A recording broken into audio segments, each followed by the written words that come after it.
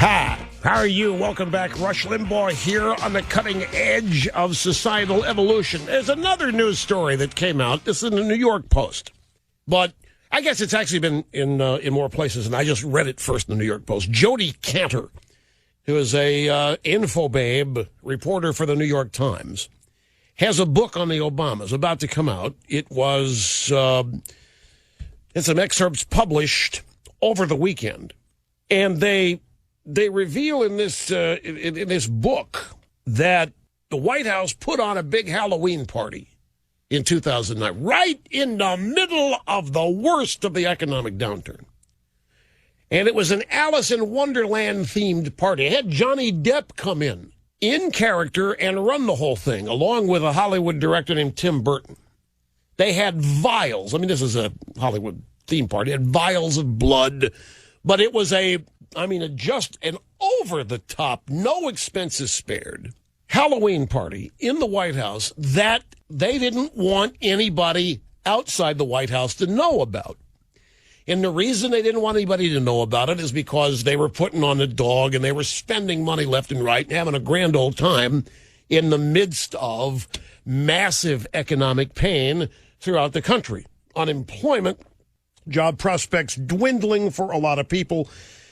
But this private Halloween party that they gave for themselves took place in the state dining room. And as I say, the room was decorated by Tim Burton and included costumes. George Lucas actually sent Chewbacca from Star Wars. Actually sent the costume and an actor to be Chewbacca. They drank punch out of blood vials. And Johnny Depp was there in character, Mad Hatter or some such thing. And the media obviously knew about it and didn't say a word about it. They sat on it, knowing that such extravagance and weirdness might not fly too well in a country in the middle of one of its worst recessions. And now it's come out in the White House. Now the media knew about this, which I don't doubt. I don't doubt for a minute the media knew all about this and was hoping to be invited to it. Anyway, we got more on that too, so sit tight. This book by Jodi Kantor, New York Times, that reveals this Halloween party in 2009 also talks about the problem that Michelle Obama has with her husband's staff. Didn't get along with Rahm Emanuel. Didn't get along with anybody in the West Wing. And primarily because Obama's staff is not radical enough. And I have heard fairly credible, reliable sources that Obama is influenced by two people, his wife and Valerie Jarrett, that there are two women who basically, and I don't know, I don't mean to say it disparaging, I'm just describing them, two women, Valerie Jarrett and Michelle Obama, who basically are on this guy's case every day and telling him what to do, where to go, how to do it, so forth and so on. And that Michelle is just profoundly radical. They've kept it quiet. They've done a good job of making her look like she's doesn't do much except raise the two daughters, but that she's really an activist in there and not getting along with Obama's staff because they're just not radical enough. They're not moving far enough, fast enough, quick enough to the left to satisfy her. That's all in this book. Anyway, I'm reading the New York Post expose on this book about this Halloween party. Alice in Wonderland Halloween party. And my first reaction, so what? Would anybody have cared anyway if the news had gotten out? I know it's Halloween, October 2009, and we're right in the midst of the stimulus not working, but still, in October of 2009, there's still a lot of hope. You don't have a lot of people still with the guts to criticize Obama. There are beginning to be, at that point in time, some brave souls on the right starting to take shots at the worthlessness of the stimulus and all that. But pretty much it's still in this first-year honeymoon phase. There's not a whole lot of criticism. The country is hurting. And I read the story and I said it makes a big deal here. The White House went out of the way to cover this up, to keep this quiet. The book reveals how any official announcement of the glittering affair coming at a time when Tea Party activists and voters furious over the lagging economy, 10% unemployment, bank bailouts, Obama's health care plan being staging protests quickly vanished down the rabbit hole. White House officials were so nervous about how a splashy Hollywood-esque party would look to jobless Americans or their representatives in Congress who would soon vote on health care that the event was not discussed publicly, and Tim Burton and Johnny Depp's contributions went unacknowledged, the book says. However, the White House made certain that more humble Halloween festivities earlier that day were well reported by the press corps.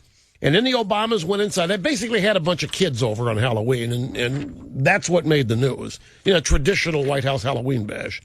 But then they closed it all off and went and had this big decadent Hollywood-esque type Henry VIII bash. Unbeknownst to reporters, the state dining room had been transformed into a secretive White House wonderland. Tim Burton decorated it in his signature creepy comic style.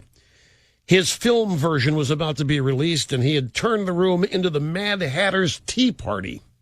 Anybody think that's a coincidence? Right in the middle here of the Tea Party uprising? The aftermath of the heading into the 2010 elections. And here they're having a Mad Hatter Tea Party. A long table set with antique-looking linens, enormous stuffed animals sitting in the chairs, tiered serving plates with treats like bone-shaped meringue cookies, reports the book. Fruit punch was served in blood vials at the bar. Burton's own Mad Hatter, the actor Johnny Depp, presided over the scene in full costume, standing up at a table to welcome everybody in character.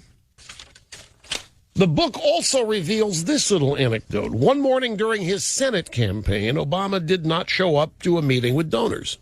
After a frantic search, a White House staffer named Peter Coffey called Obama's barbershop to find that, he was there.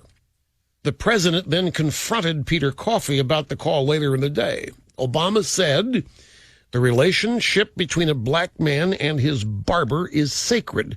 For failing to understand this truth, your punishment is to watch the movie Barbershop. And for further punishment, you'll then watch the sequel, Barbershop 2. So Obama's making race jokes to this guy who tried to find him. You can't interrupt me when I'm at the barber. That's a sacred relationship. Here, you got to go watch Barbershop, which I think starred Ice Cube, if I'm not mistaken. Now, here's the point of all this. When I read about this, I said, well, who would care? Obama supporters wouldn't care about this. They had thrown lavish parties in the White House. They had Stevie Wonder up there. They were doing all kinds of stuff. They were turning the White House into the media reported as the cultural return of art and entertainment. What any big deals? They had a big Halloween party. The idea that the Obamas consider themselves above and beyond and not at all in any way related to common people, what's surprising about this? Well, the American people don't get upset about anything. Why would they get upset about this? But the White House obviously was afraid there'd be some people get upset if they, so they did their best to keep it secret. Now, I don't believe the press didn't know. I think the press went along with keeping it secret. No way the press didn't know this. Whether I'm right or wrong, the White House thought people would care. It was clear. Now, another thing you can then ask is, well, if we didn't know about this, what else is going on in there that we don't know about? And that's a legitimate question. What else is happening in the White House that the press knows about but is choosing not to report?